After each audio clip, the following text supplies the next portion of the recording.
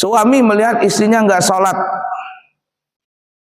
Kalau suami menyuruh istrinya sholat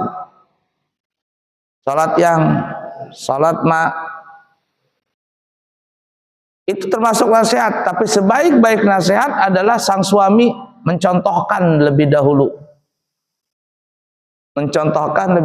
Lah ini suaminya nyuruh istrinya sholat. Lah dia sendiri aja nyuruh orang Banjar sholat belang kambingan. Dia menyuruh istrinya untuk berkata-kata baik. Lah dia sendiri suaminya kalau seandainya sudah marah, nang kayak kesetanan ibarat kata. Ini tidak ada mencontohkan yang baik. Jadi sebaik-baik nasihat, terutama kepada istri kita dan kepada anak-anak kita, adalah kita dulu yang mencontohkannya. Lisanul hal afsahu min lisanil maqal. Contoh nasihat dengan perilaku itu lebih fasih, lebih kuat masuk ke dalam hati seseorang daripada nasihat dengan lisan. Contohkan dulu perilaku. Nah itu ya. Yang kedua, kalau kita sudah memberikan nasihat, seorang suami telah memberikan nasihat kepada istrinya yang sudah tampak kedurhakaannya dengan ucapan tidak mempan, dengan memberikan contoh yang langsung tidak mempan, sudah berbagai macam cara ini. Dengan cara yang paling baik, ibarat kata nih, mohon maaf ya, disogok dulu dengan uang, umpama disogok dulu dengan jalan-jalan, dibelikan emas dulu, tapi nggak mempan-mempan, istrinya tetap aja durhaka. Maka naik level yang kedua. Apa itu level yang kedua? Yaitu berpisah tempat tidur, bukan berpisah kamar. Bukan berpisah rumah maksudnya, berpisah tempat tidur. Sang suami umpama tidur di luar, istri biarkan saja tidur di dalam kamar. Suami tidur di luar. Artinya menunjukkan bahwa suami ini tidak suka dengan perilaku istri itu. Ini tahapan yang kedua, sudah mau naik level yang kedua. Ya, semalam, 2 malam. Lah kenapa ya kalau disuruh dalam agama kita cuma berpisah tempat tidur, bukan berpisah rumah? Karena bisa saja dengan berpisah tempat tidur itu lalu merasa rindu. Kalau merasa rindu, merasa sadar dan sebagainya, tinggal buka pintu kamar, selesai urusan. Dan kita pernah bicarakan di sini bahwa bagaimanapun permasalahan di rumah tangga, sang istri tidak boleh keluar rumah. Apapun yang terjadi, tidak boleh istri keluar rumah. Rumah itu rumah dia, ibarat kata, tanggung jawab dia. Kalau mau keluar rumah, suaminya yang keluar rumah. Tidak boleh keluar rumah istri itu. Kalau dia ada permasalahan, pokoknya intinya nggak boleh keluar rumah istri itu. Pertahankan rumah itu. Nah, salah banget kalau seandainya ada permasalahan, sang istri itu kembali ke rumah orang tuanya. Ada masalah kelahi, lalu pergi dari rumah kembali kepada orang tuanya. Ini salah besar itu.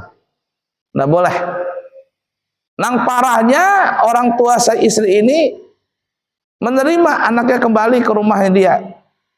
Ini kalau kita bicara tidak ada KDRT ya, tidak ada pemukulan, pokoknya tidak ada penyakitan badan. Cuman masalah rumah tangga namanya. Cekcok, lalu sang istri ini kembali ke rumah orang tua. Tidak boleh itu. Itu haram hukumnya. Dia tetap di rumahnya, di rumah bersama suaminya. Apapun permasalahannya. Kalau kembali ke rumah orang tuanya telepon suaminya, ambil istrimu ini. Jemput dia. Ya, jemput dia. Kalau antarkan istrinya kembali ke rumahnya, ke rumah suaminya, selesaikan masalah itu. Nah, sebaik-baik penyelesaian rumah tangga yang pernah kita bahas di sini adalah kembali ke tempat tidur, selesai urusan. Kita sudah bahas itu berapa kali dan itu memang psikologinya seperti itu. kalau ada cekcok di rumah tangga, jalan yang paling baik menyelesaikan masalah itu adalah di tempat tidur. Kalau sudah di tempat tidur penyelesaiannya, aman sudah itu. Kembali lagi cinta bersemi. Ya, kembali lagi sudah cinta bersemi, pelan-pelan mengintrospeksi diri. Baik, jadi kalau seandainya levelnya sudah tidak bisa lagi dinasehatin, maka sang suami berpisah tempat tidur, bukan berpisah rumah, bukan keluar rumah, tidak boleh. Di tempat berpisah tempat tidur saja. Istri tidur di kamar umpama, sang suami tidur di ruang tamu umpama, seperti itu.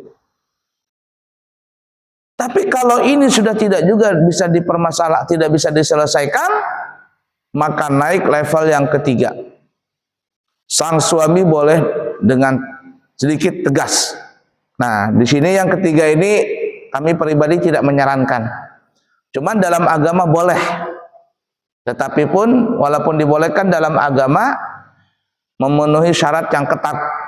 Kalau kami pribadi tidak menyarankan ini. Apa itu? Sang suami apabila sudah tidak tahan lagi melihat istri yang durhaka ini, masuk level yang ketiga, yaitu sang suami boleh memukul istrinya. Tapi dengan syarat, satu, tidak melukai badan,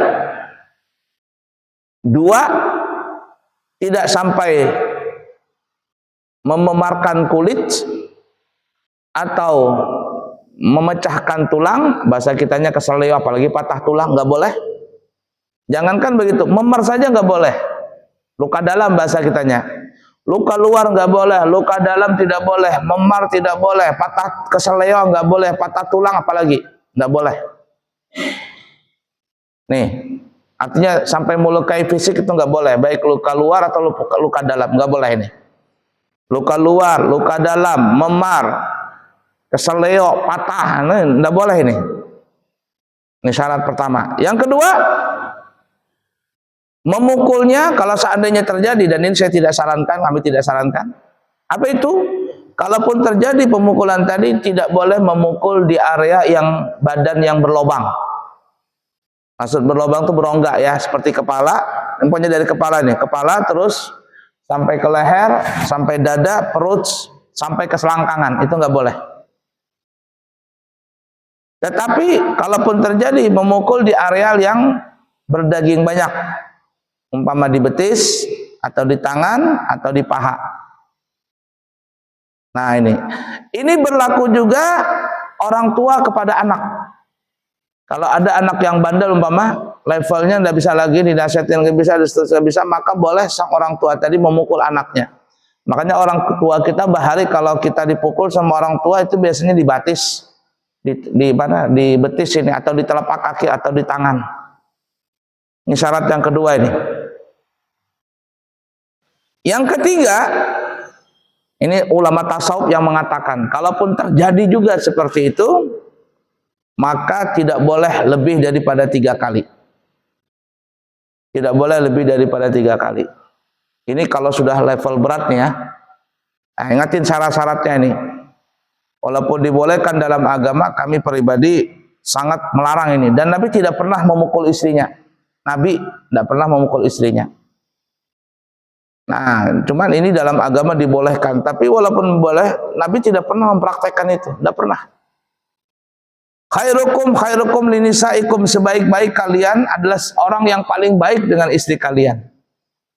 Yang namanya laki-laki itu adalah orang yang paling baik dengan istrinya. Selesai sudah urusan. Sehingga para ulama nih ya, tidak pernah, ulama yang betul-betul ulama nih ya, bukan ulama hau-hau, ulama yang betul-betul ulama, tidak pernah sampai level yang kedua ini, yang ketiga ini, tidak pernah. Tidak pernah sampai level ketiga ini. Nah, paling-paling sampai level kedua. Level kedua saja. Baik, jadi kalau memukul, ingatin syaratnya 3 tadi. Yang pertama, tidak sampai melukai istri. Melukai istri itu luka luar, luka dalam, apalagi memar, keseleo, patah tulang, ini nggak boleh. Yang kedua, memukulnya di areal yang banyak dagingnya, tidak boleh di areal badan yang berlobang, kepala, leher, sampai ke dada, sampai selangkangan, nggak boleh. Yang ketiga, kata ulama tasawuf, ini ulama tasawuf menambahkan tidak boleh lebih daripada 3 kali. Tidak boleh lebih daripada 3 kali. Nah ini ya, ini sampai level yang ketiga ini. Tapi kalau seandainya tidak bisa sampai level, tidak bisa lagi, level ketiga juga tidak ada perubahan, maka masuklah di perpisahan tadi atau perceraian.